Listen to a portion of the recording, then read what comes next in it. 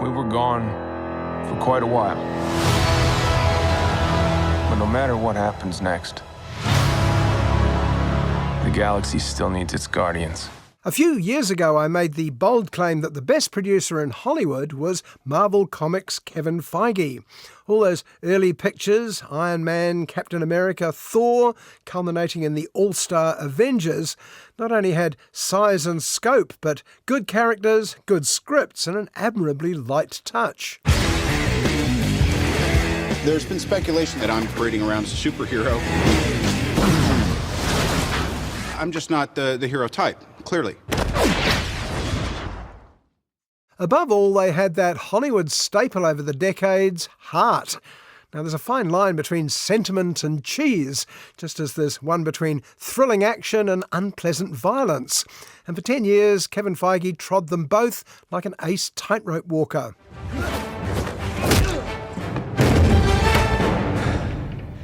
I can do this all day. Yeah, I know.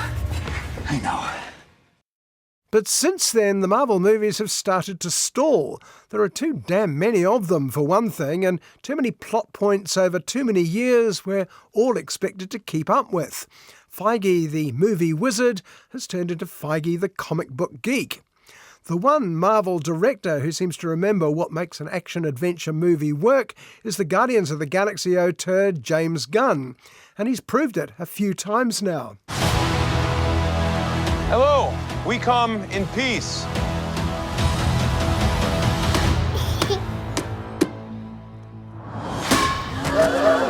Come on, Drax. Seriously, dude? No! Ow! 10 years ago, the first Guardians film arrived pretty much unheralded. It featured characters no one had heard of.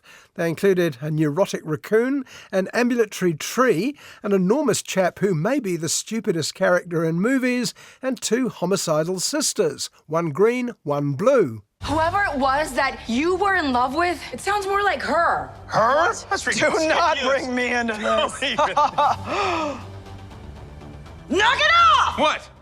The cast members weren't much more of a safe bet. The biggest names, Zoe Saldana, Bradley Cooper, Vin Diesel, were either covered in makeup or merely voices attached to digital effects. They were led by a podgy comedian called Chris Pratt, who spent time in the gym and came out as legendary hero Star-Lord. Except no one calls him that. They just call him Peter Quill, if that. And maybe if you open yourself up to it, there's a possibility. I don't think so, Quinn. Quill. No one expected anything of Guardians of the Galaxy until it hit big, thanks to a terrific script by James Gunn, beautifully directed, again by James Gunn. Well, he did it again, Guardians of the Galaxy 2, and then suddenly fell foul of the 2020s. Just never noticed how black your eyes were. They were replaced by my father as a method of torture. He picked a pretty set. Some tasteless old tweets from his feckless youth came out to bite him, and suddenly Gunn found himself cancelled. But of course, nobody's so cancelled in Hollywood that they can't come back if there's a buck in it. Marvel's rivals, DC Comics, snapped him up to make a sequel to the fairly ho-hum Suicide Squad. And Gunn defied all expectations again by making the follow-up several times better than the original. I want you all to know that I'm grateful to fight beside my friends. Incinerate them. Now no longer cancelled, James Gunn was rehired by Marvel to make the third and final Guardians of the Galaxy. That's right, you heard right. Number 3 is that almost unheard of phenomenon, a final episode of a successful franchise. And it's proved a winner across the board. We were always searching for a family Until we found each other.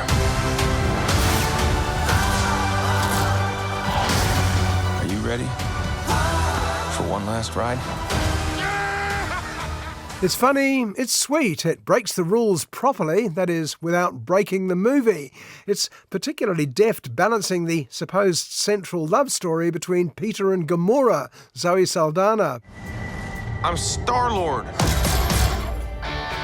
I formed the Guardians, met a girl, fell in love. That girl died, but then she came back. Gamora, you may or may not remember, was caught up in conflicting timelines to return from the dead in a previous episode, which means she now has no idea who the previous love of her life is. Came back a total dick. Oh, please. He left out some important information, but that is the gist of it. Meanwhile, more plots are lining up in parallel timelines. Here comes supervillain the High Evolutionary. As played by Chukwudi Iwuji, he's proof that, once again, the secret of villainy is to put in a few years at the Royal Shakespeare Company. My sacred mission Is to create the perfect society. He didn't want to make things perfect. He just hated things the way they are. Another plotline involves past villainy from the High Evolutionary. It seems he was the evil genius who created Rocket, a bitter, twisted raccoon with more baggage than the Orient Express. According to Gunn, it was only the prospect of finally telling Rocket's story that persuaded him to return to the Guardians one last time. And me and my friends are gonna go flying together into the forever and beautiful sky. Lila and Teefs and Flora and me. Rocket. Now you can see Guardians of the Galaxy 3 has just as much plot as the most cluttered of recent Marvel fare. But unlike them, somehow you never feel crowded out by too much exposition or endless action sequences. And we'll kill anyone who gets in our way. No, not kill anyone. Kill a few people. Kill no people. Kill one guy, one stupid guy who no one loves. Now you're just making it sad. One of the reasons is that the characters of the various Guardians are also clearly drawn and therefore work so well together. Peter Quill is nominally the heroic lead, a sort of goofy Han Solo, but the others are just as strong. Drax, stay here with Rocket.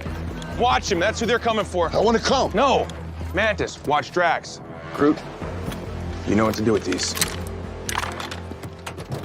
Mantis, Nebula, Drax, and especially Rocket all get good emotional beats in this episode. But the through line of the trilogy is marked by Groot of all people, or of all things, or trees, or whatever.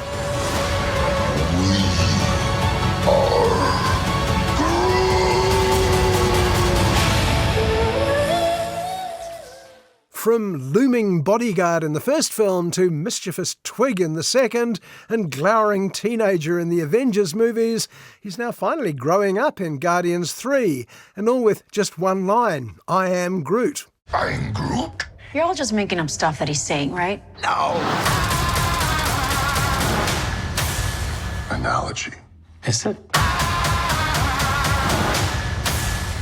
Metaphor. There's a great gag shared by musicians when confronted by someone effortlessly talented. Ain't it easy when you know how? James Gunn has left Marvel with one last great movie and has now taken over DC's notoriously accident-prone movie department. Can he succeed where so many have failed? Well, I wouldn't bet against him, though I'd love to see him try his hand at a real movie sometime. We'll all fly away together. Into the forever and beautiful sky.